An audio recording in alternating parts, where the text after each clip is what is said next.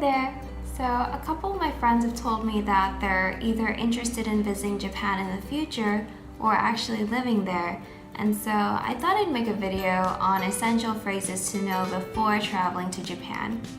I think that especially if you're not familiar with the language, it would help to know a few basic phrases just to make traveling a little easier. Today's phrases will be focusing on conversation and will be especially useful for you if you're just starting out learning Japanese. So let's get started with some basic phrases. So let's say that you're traveling and you're not quite confident in your Japanese speaking ability quite yet, so you want to try to ask someone a question in English. In order to determine whether or not someone can speak English, you can ask, 英語わかりますか? 英語わかりますか? Do you understand English? Or 英語話せますか? 英語話せますか? Can you speak English?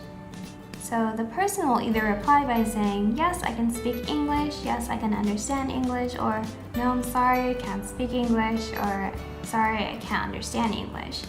So if they were to say yes, they would say, はい、英語わかります。はい、英語話せます。Or on the other hand, they would say, すみません、英語わかりません or すみません、英語話せません. And I think these phrases are useful because they can determine whether or not you can continue the conversation in English. The next two phrases have to do with clarifying conversation. The first phrase is もう一度お願いします。もう一度お願いします. Please repeat that one more time. もう一度お願いします. The second phrase is もう少しゆっくり話してくれませんか? もう少しゆっくり話してくれませんか? Could you please say that a little bit more slowly? もう少しゆっくり話してくれませんか? So these phrases are good when you don't quite catch all the details in a conversation or a sentence.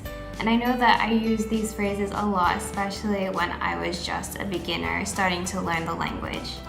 If you find yourself in a Japanese conversation and you're just not understanding anything and you want to let the person know that you're not fluent in Japanese just yet, you can tell them, すみません、日本語を少ししか話せません。すみません、日本語を少ししか話せません。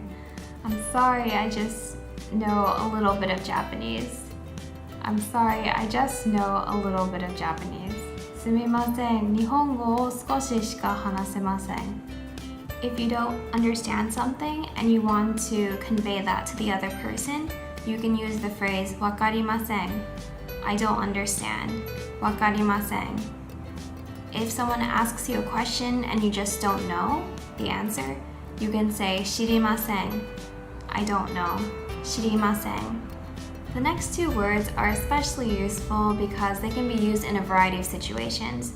The first phrase is すみません, which means excuse me. すみません. So this phrase can be used in many different situations. It can be used when you're in a crowded area and you want to try to make your way through that area. It can be used when you accidentally bump into someone and you want to say sorry. It can be used when you want to try to get someone's attention. Perhaps you're at a restaurant and you want to try to get the waiter's attention. You can say すみません. And it can also be used to add an extra layer of politeness to a question. The next phrase is 大丈夫です, which means it's alright or I'm alright. This phrase can be used in many different situations. So, for example, if someone asks you, is Monday okay with you? Do you want to meet on Monday? Is it fine? 月曜日は大丈夫ですか? You can say, はい、月曜日は大丈夫です.